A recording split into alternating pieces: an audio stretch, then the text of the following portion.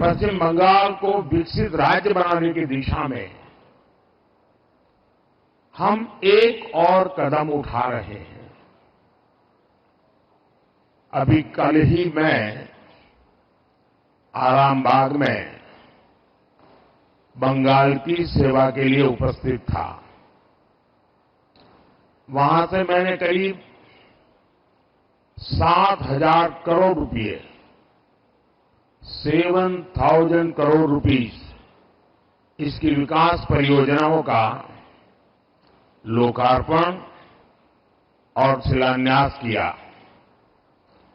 इनमें railway, port, petroleum से जुड़ी कई बड़ी योजनाएं थी और आज एक बार फिर मुझे करीब 15,000 करोड़ रुपए 15,000 करोड़ रुपीस उसके विकास कार्यों के लोकार्पण और शिलान्यास का सौभाग्य मिला है। बिजली, सड़क, रेल की बेहतर सुविधाएं बंगाल के मेरे भाई बहनों के जीवन को भी आसान बनाएगी। इन विकास कार्यों से पश्चिम बंगाल के आर्थिक विकास को गति मिलेगी। इनसे युवाओं के लिए रोजगार के नए अवसर भी पैदा होंगे।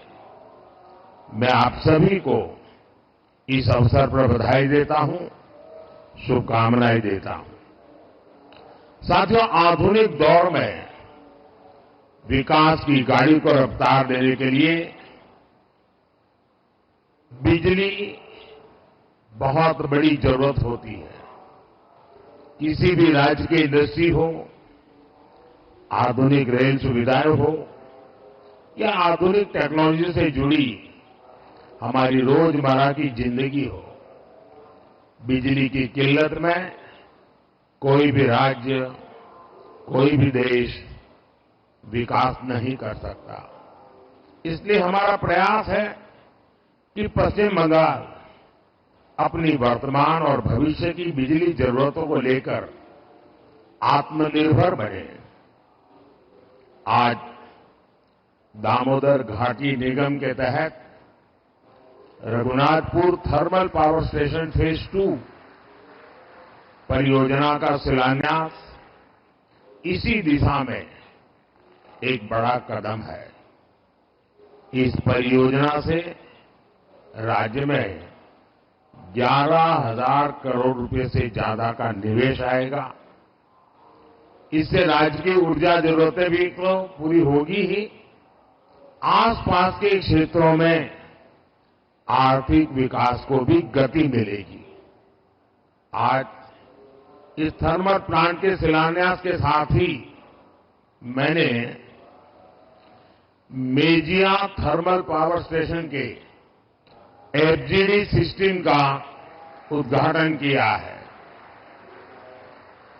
ये एफजीडी सिस्टम पर्यावरण को लेकर भारत की गंभीरता का प्रतीक है।